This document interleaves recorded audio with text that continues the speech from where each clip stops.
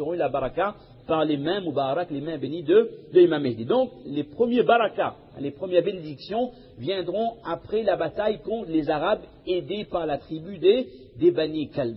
Et le prophète a même dit Wal khaybatu liman lam yashhad ghanimata kalb.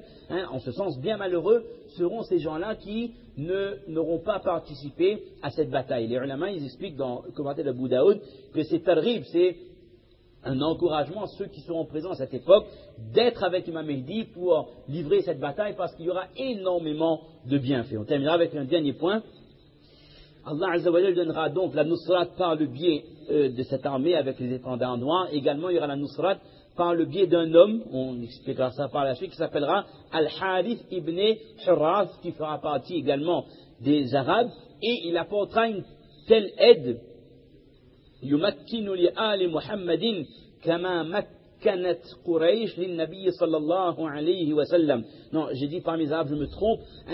Cette tribu, cette personne, Harith bin Hurrath, fait partie des gens qui viennent de l'autre côté du fleuve. En commentaire, on verra la prochaine fois. Les ulama disent qu'il viendra peut-être un des pays de Bukhara, du côté de Bukhara, du côté de la Russie, les pays qu'il y a de cette région. C'est des gens qui vont venir depuis là-bas, ils vont venir à Makkatul Mukarrama pour apporter l'aide à Imam Mehdi. Il dit qu'ils vont apporter autant d'aide que les Quraysh avaient apporté de l'aide au prophète lors de sa mission. Et c'est ces gens-là qui vont vraiment élever Imam Mehdi, qui ont fait en sorte que c'est lui qui sera vraiment le imam, qui lui donnera toute sa force par la grâce d'Allah subhanahu wa ta'ala. Donc ce sont-là, ça c'est le déroulement des différents événements. Là on a vu comment le reconnaître, on a vu comment se déroulera le bay'a, l'ordre chronologique, jusqu'à ce que les gens le reconnaissent et qu'il fera l'unanimité dans toute la Ummah islamia. Maintenant qu'est-ce qu'il nous reste à voir? Il nous reste à voir le plus important, sa mission. Quelles sont les choses qu'il va accomplir? Comment ramènera-t-il par la grâce d'Allah la izzat à cette Ummah? Et quelles difficultés il va rencontrer également? Et comment sera la nusrat d'Allah pour Al-Mehdi? Et comment la Ummah va connaître la plus grande baraka qu'elle n'ait connue depuis l'époque peut-être de Omar ibn Abdel Aziz et depuis le prophète Muhammad Mustafa sallallahu alayhi wa sallam. Et on essaiera de voir dans ce qu'on a comme texte comment se déroulera les 7 années de son khilafa. Et quand on parle de la fin du khilafa, cela coïncidera avec la venue de Dajjal. Donc après ça, après la prochaine fois, on va emboîter immédiatement avec la venue de Al-Masih Ad-Dajjal. On va terminer. Avant de clôturer, on en est à 28 000, alhamdulillah. Vous savez également qu'on est aujourd'hui on est subhanallah, on est presque le premier là, non? On est le 25. Donc dans 5 jours, Inch'Allah, dans 5 jours, dans 4 jours, nous serons donc le premier Dhul Hijjah. Ça, c'est un rappel qu'on fait tous les ans, mais c'est un rappel qui est profitable. Nous savons quelle est l'importance du mois de Ramadan. Il ne faut pas oublier que le prophète a dit que Afdalu ayyami dunya ayyamun ash, les meilleurs jours de ce dunya, c'est ces 10 jours-là. Les ulama disent que ce sont les 10 jours de Dhul Hijjah. Ils disent certaines choses que ikhtar Allahu zaman fa ahabbu zaman ya Allah ash-shahr al-haram. Allah Ta'ala, les mois qu'il préfère, c'est les mois sacrés. Wa habbu al-ashhur al-haram ila Allah, les mois sacrés les plus aimés par Allah, c'est le mois de Dhul-Hijjah. Et parmi Dhul-Hijjah, Allah Ta'ala préfère donc les 10 premiers jours de Dhul-Hijjah.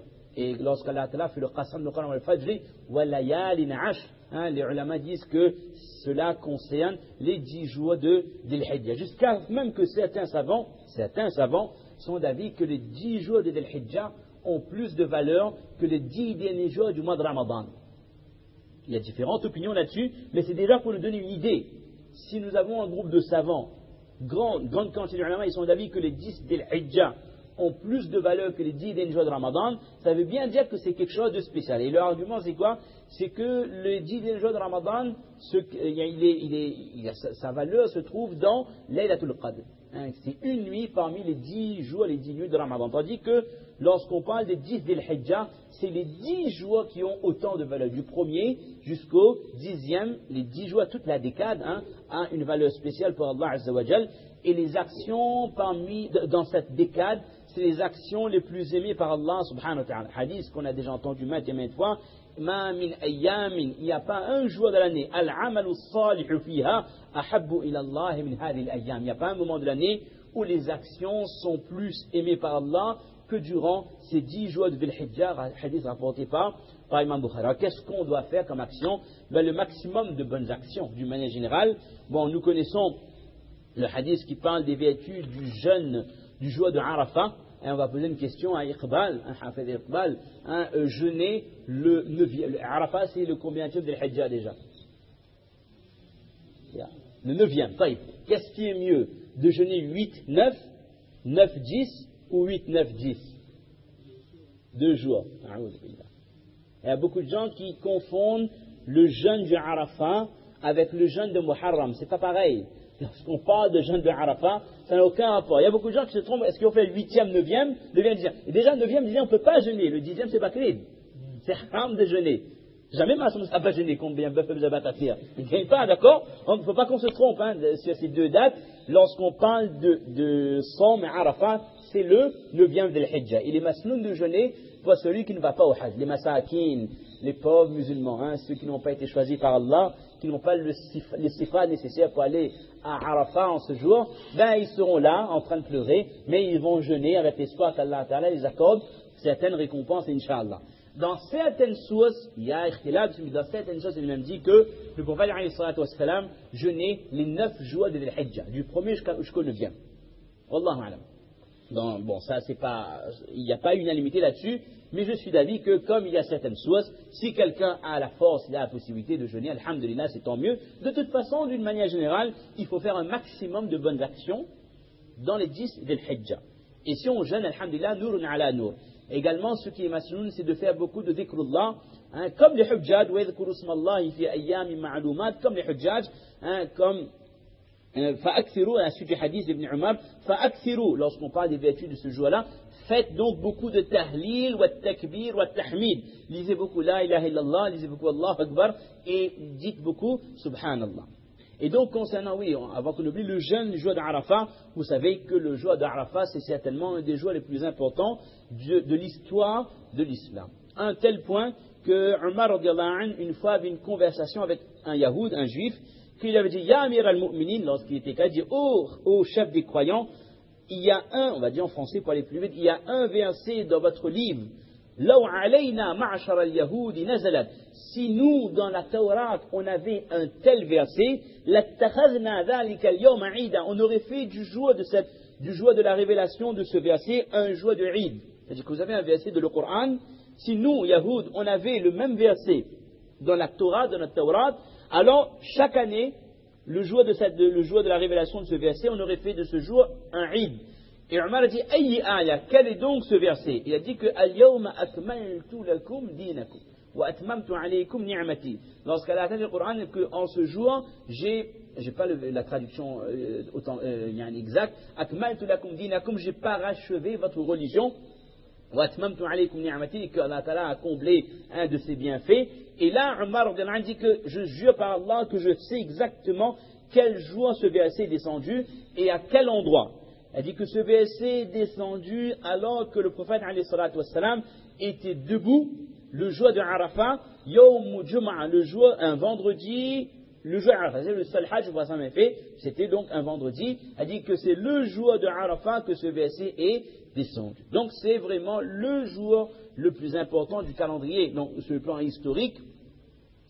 Et le fait de jeûner le jour d'Arafat, hadith de Abi Qatada, dit que Siyamu Yawmi Arafat, jeûner le jour de Arafat, ahtasibu ala Allahi, j'ai espoir qu'Allah Ta'ala, an yukaffira sanata allati qablahu wa allati ba'da, qu'Allah Ta'ala, par le biais du jeûne du jour d'Arafat, pardonne les péchés de l'année précédente et, Inch'Allah, les péchés de l'année qui va venir. Donc ça, le musulman doit au maximum jeûner le jour de Arafat avec ce ihtisab, avec cet espoir de rétribution et ce yaqin qu'Allah Ta'ala pardonnera nos péchés précédents et les péchés pour l'année qui va venir. C'est tellement simple de faire un jour de rosa, de jeûne, et quand on voit comment Allah Ta'ala est généreux, on vient de vivre Laylatul Qadr, et Allah Ta'ala 2 mois et demi après nous accorde un autre événement aussi important.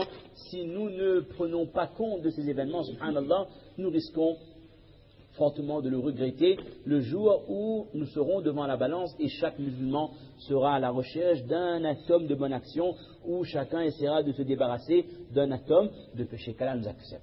Alors avant de clôturer, donc on aura nos hujjaj qui vont partir d'ici quelques jours et nous demandons à chaque personne, on a eu l'occasion de faire un programme à Saint-Louis, de faire passer le maximum de message à chaque hujjaj. Et s'il y a des hujjaj qui sont de cette assemblée de Sunni, n'oubliez pas, on aimerait que chaque pèlerin ait une pensée spéciale pour notre amir qui nous a quittés il y a 2 semaines, Marfoum Bachir Bodania, qui nous a quittés il y a 2 semaines. Et on rappelle que Marfoum Bachir, c'était le président de la commission du Hajj, la commission de pèlerinage, sous la tutelle du CSCM. Et c'était mon amir également, c'était avec lui qu'on a travaillé depuis 1 an et demi, qu'on préparait la venue des diplomates qu'on avait annoncé il y a 3 semaines. Et par la grâce d'Allah, il a fait un travail énorme, exceptionnel. Et bi'idhnillah, par la grâce d'Allah, ensuite par les efforts de cet homme et tous ceux qui travaillaient ensemble de la cellule, alhamdulillah, on a pu accueillir les diplomates. Et ils sont venus, ils ont fait 4 jours à la Réunion. Et chaque Réunionnais a pu avoir son visa ici, à Saint-Denis. Et ça, c'est un événement extrêmement important. Et nous espérons que ce genre d'initiative sera pérennisé, Inch'Allah, que pour les années à venir également, on aura toujours, déjà c'est une reconnaissance, notre île est reconnue sur le plan international, est reconnue par le ministère du Hajj, le ministère des Affaires étrangères saoudien, et que nous existons à part entière. On n'a plus besoin de passer par l'île Maurice ou par les ambassades Kenya, Nairobi ou Pretoria ou autre chose, qu'on les reconnaît, alhamdulillah, et c'est une grande facilité pour les musulmans de l'île de la Réunion. Faites voir que cette initiative perdure de le temps et que d'année en année sera encore plus facile d'accomplir le Hajj. Également, regardez le taqdir, la destinée. Subhanallah, comment Allah organise des choses. Une personne comme Marfoum Bachir, il fait autant d'efforts pour que ces gens viennent. Et quand ces personnes arrivent, le lendemain, Allah Ta'ala décide que son ruh quitte le dunya et que son ruh retourne auprès d'Allah. C'est-à-dire qu'il n'a pas vu de ses yeux le résultat de son travail. Et ça, c'est le taqdir. On n'aurait pas pu avancer un jour, ni reculer un jour. On n'a même pas à dire que si seulement ou si ce n'était pas arrivé ou telle chose, Allah a décidé de la sorte. Et donc, ils sont